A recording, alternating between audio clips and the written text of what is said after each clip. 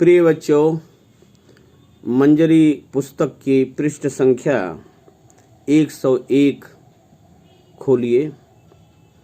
पाठ 30 खान अब्दुल गफ्फार खां। इस महान व्यक्ति के विषय में हम लोग पढ़ना शुरू करते हैं।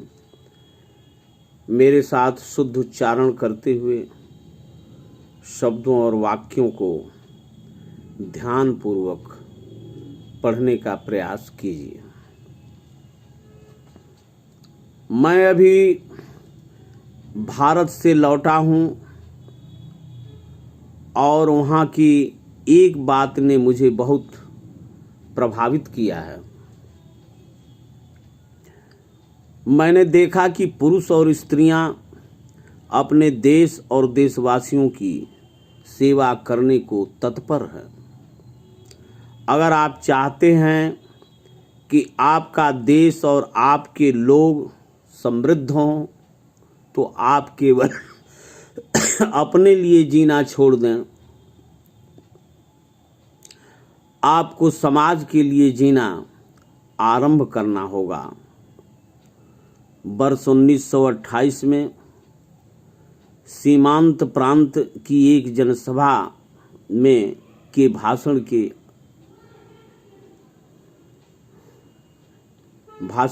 देते हुए यह उपर्युक्त बातें खान अब्दुल गफ्फार खां ने कही थी।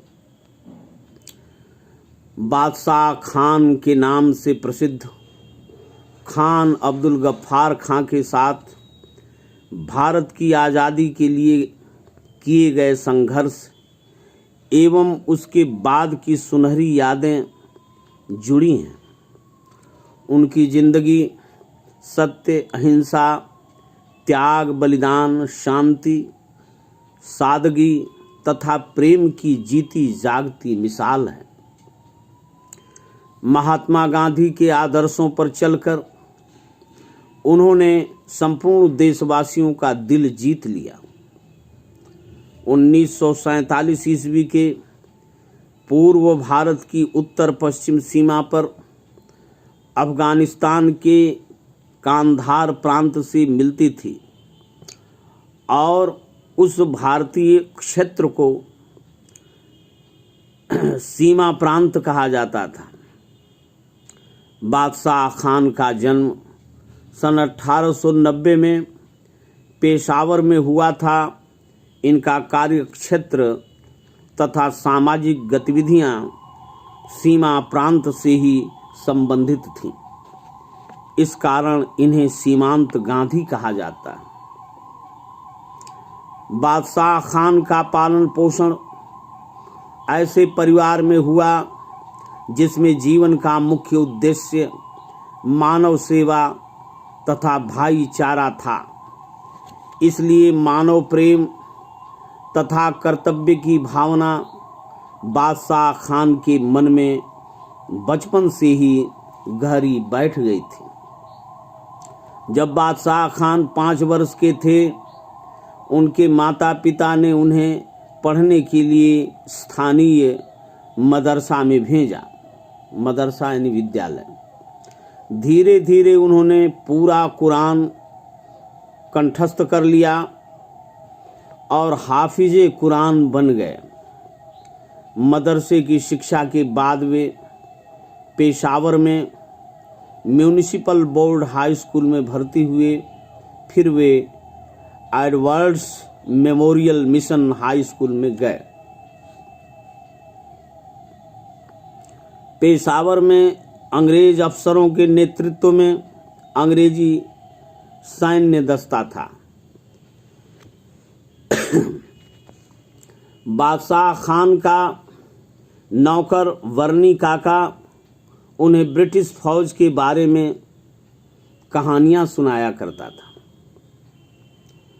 और सैनिकों की रोमांचक घटनाओं से उनका दिल बहलाता था। एक दिन सेना में सीधी नियुक्ति पाने के लिए उन्होंने ब्रिटिश भारतीय सेना के प्रधान सेनापति को अर्जी भेजी।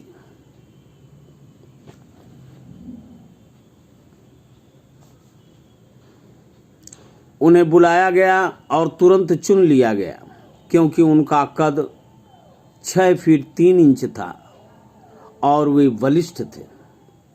बादशाह खान बहुत कम समय तक फौज में रहे। एक दिन उन्होंने अपने साथी अधिकारी को ब्रिटिश लेफ्टिनेंट द्वारा अपमानित होते हुए देखा तो उन्हें आत्मग्लानि हुई और वे सेना की नौकरी छोड़कर घर चले आए। इसके बाद बादशाह खान अध्ययन के लिए अलीगढ़ चले गए।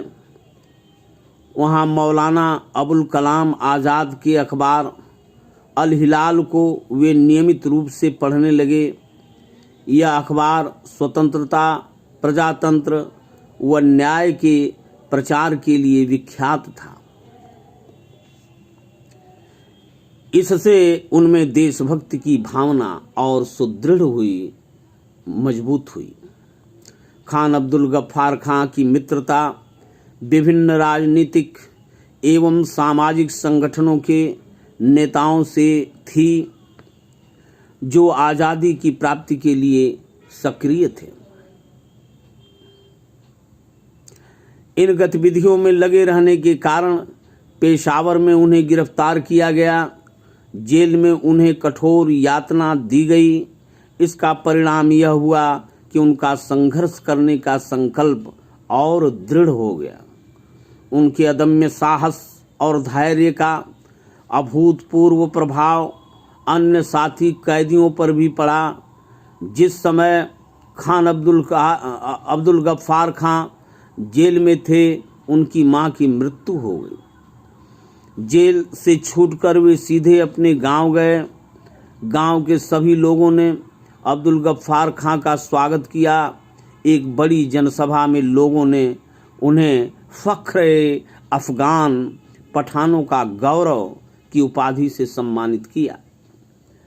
पठानों को जागृत करने के लिए उन्होंने मई 1928 ईस्वी में पश्तो भाषा का एक समाचार पत्र पख्तून निकाला। कुछ ही दिनों में अंग्रेजों ने इस समाचार पत्र के प्रसार पर रोक लगा दी। सन 1928 ईस्वी में लखनऊ में कांग्रेस की सभा में वे महात्मा गांधी तथा जवाहरलाल नेहरू से मिले।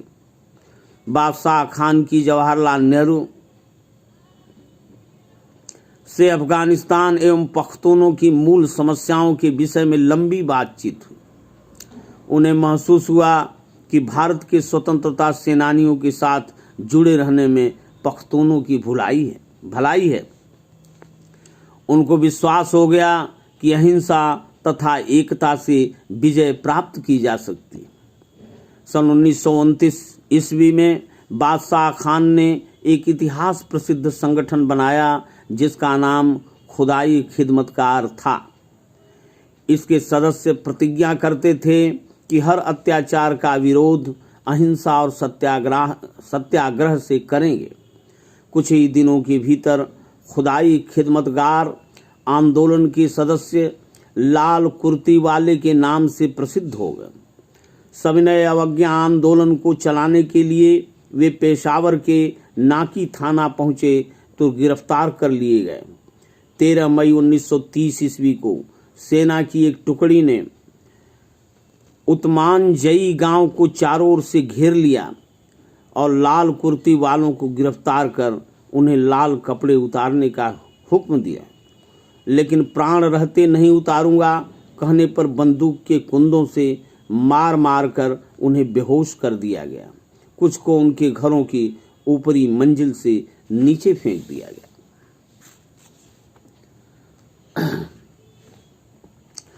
सन 1931 ईस्वी में अंग्रेजों ने बादशाह खान को फिर गिरफ्तार कर लिया।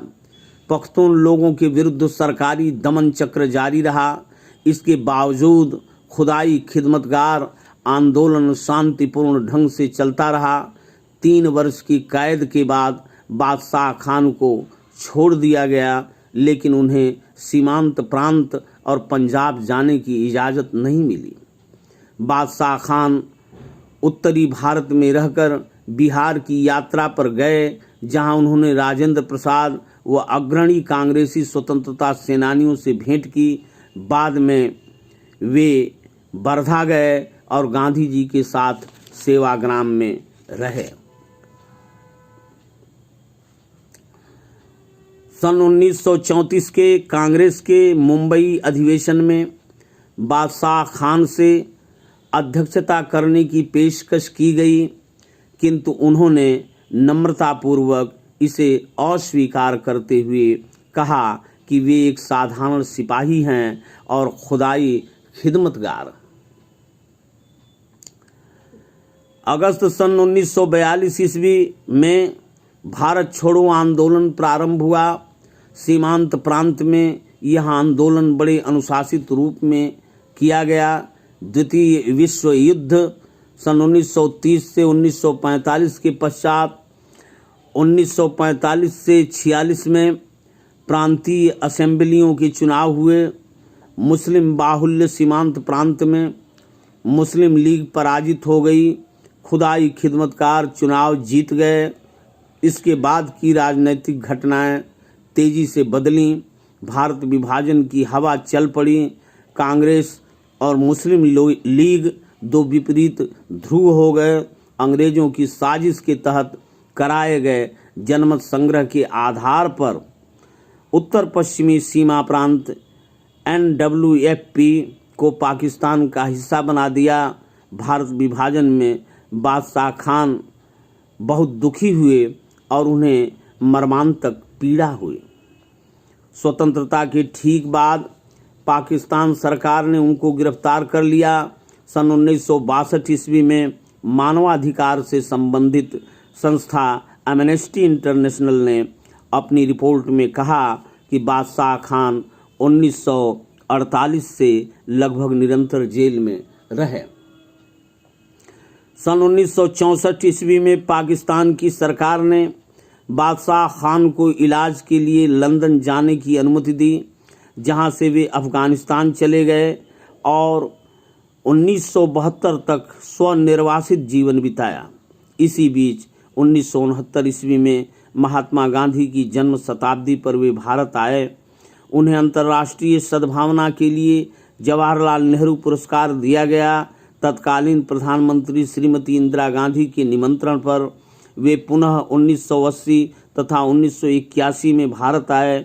उनके साहस, प्रेम और मानव सेवा को दृष्टिगत रखते हुए सन 1987 में भारत सरकार ने बादशाह खान को सर्वोच्च नागरिक सम्मान भारत रत्न प्रदान किया। 20 जनवरी 1988 ईस्वी को 98 वर्ष की परिपक्व आयु में यह प्रकाश पुंज बुझ गया। भारत के स्वतंत्रता सेनानियों का प्रतिनिधिमंडल उनके अंतिम संस्कार स्थल जलालाबाद अफगानिस्तान गया और दुखी व कृतज्ञ राष्ट्र भारत की ओर से उन्हें अंतिम श्रद्धांजलि दी। अभ्यास के प्रश्न। निम्नलिखित प्रश्नों के संक्षिप्त उत्तर दीजिए। बादशाह खान को सीमांत गांधी क्यों कहा जाता है? बादशाह खान को सीमांत गांधी इसलिए कहा जाता है कि भारत की उत्तरी पश्चिमी सीमा पर अफगानिस्तान से मिलता हुआ जो अंत में स्थान है, वहीं ये पेशावर में उत्पन्न हुए थे और स्वतंत्रता संग्राम सेनानियों का नेतृत्व किया था और गांधी जी के सत्य अहिंसा के रास्ते पर चलते रहे। इसीलिए इनको सीमांत गांधी कहा जाता है। हाफिजे कुरान का क्या अर्थ है? जो व्यक्ति कुरान कंठस्थ कर लेता है, याद कर लेता है जबानी पूरा, उसको हाफिज कहा जाता है। और उसमें कुरान जो इस्लाम का मुख्य धर्म ग्रंथ है, उसका अध्ययन और जो उसे कंठस्थ करता है उसी को हाफिज कुरान कहा जाता है। खुदाई खिदमतगार के सदस्य क्या प्रतिज्ञा करते थे? खुदाई खिदमतगार के सदस्य प्रतिज्ञा करते थे कि हम सत्य और अहिंसा के रास्ते पर चल करके अपने वतन की खिदमत करेंगे। गफ्फार खां को सर्वोच्च भारतीय नागरिक सम्मान कब मिला? अब्दुल गफ्फार खां को सन 1987 में भारत सरकार ने सर्वोच्च नागरिक सम्मान भारत रत्न प्रदान किया। सही और गलत कथन को समझ करके सही गलत लगा लो। और ये प्रश्न नंबर 3 का में देखो तो मैट्रिक परीक्षा उन्होंने Harvard memorial mission high school से किया। 3 का ख, गफ्फार खां एक महान नेता की जन्म शताब्दी वर्ष पर भारत आए थे। महात्मा गांधी के जन्म शताब्दी वर्ष पर भारत आए थे, वे नेता थे। इन सारे प्रश्नों को पढ़ो और विद्यालय के पुस्तकालय से खान अब्दुल गफ्फार खां के जीवन चरित्र पर आधारित एक पुस्तक लीजिए और खुदाई खिदमतगार एवं लाल कुर्ती के विषय में 20 पंक्तियों का लेख तैयार कीजिए। मैं आशा करता हूं कि इन सभी प्रश्नों का उत्तर अपने गृह कार्य की कॉपी पर लिखेंगे और इस महान व्यक्तित्व के विषय में बार बार पढ़ेंगे। ये सारे प्रश्न नौकरियों की परीक्षाओं में भी पूछे जाते हैं, इसलिए विधिवत अध्ययन करेंगे।